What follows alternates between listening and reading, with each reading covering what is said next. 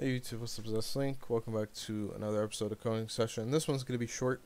Um, so in my Object-Oriented Programming Concepts video, episode 7, I went over abstraction and inheritance, and I jumped straight to using superclasses and defining subclasses.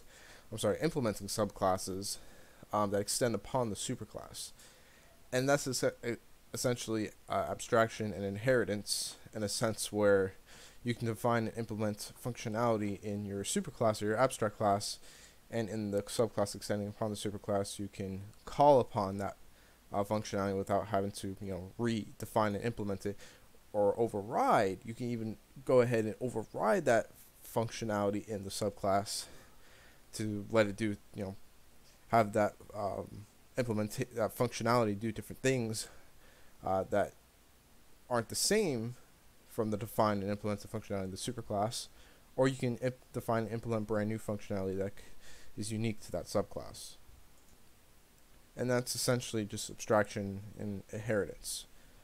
But I never went over the abstract keyword. Now, I'll leave a link down below to this overview of the abstract keyword. But data abstraction is the process of hiding certain details and showing essential information to the user. And this is essentially true. Let's just get rid of all this, as we have nothing defined here besides our red delicious constructor, and it's extending up. It's a subclass that's extending upon our Apple Super class, Apple Super class, and we have defined and implemented functionality right here. Now, if we go ahead and do red delicious RD is equal to new red delicious RD, we can call upon all our functionality from the superclass because it's extended. That's this subclass of red delicious is extended upon the superclass, and we can also. This is weird. It's because I deleted it, and we can also call in our overridden functionality or our brand new functionality, such as set name input. But you can also, with a superclass, you can also do Apple Super equals a new Apple Super. So you can also instate your superclass if you really wanted to, just like that, and use its functionality.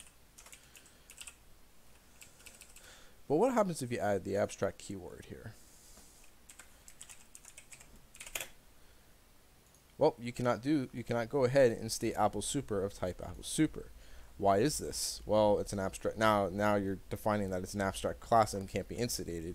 So now you can't use that class directly. You can only use that functionality from that class on subclasses that extend upon that abstract class, such as delicious RD is equal to new. I think I spelled that wrong too. No, I didn't. And now we can go ahead and use that functionality again. Now you could also just do polymorphism, but usually you only do this for interfaces because you won't be able to use overridden methods or additional methods or additional functionality that was defined and implemented that can only be used within that subclass, such as set name input not being there. So what's the point of the abstract class? Well, data abstraction is the process of hiding certain details or showing only essential information to the user. So it's essentially the same as what we went over in our object-oriented programming concepts video, except this time you can't use the superclass directly. And there may be at times there's a use for the abstract keyword over just defining a superclass. Sorry, I had a distraction in my house. So there may be at times where you're probably, I guess, maybe using the abstract keyword or defining an abstract class over just defining a superclass and having other classes extend upon that superclass. However, when I was in school, we didn't even go over the abstract keyword. Maybe very briefly, but in order for us to learn abstraction and inheritance, we jumped straight to just making a superclass and having subclasses extend upon that superclass. And this is probably the most useful way for abstraction and inheritance, but there may be at times where that abstract keyword, depending on, I guess, the task at hand, may be more ideal than versus just doing a plain old superclass. Maybe you don't want a person having access directly to that superclass, or actually instigating that superclass of type superclass.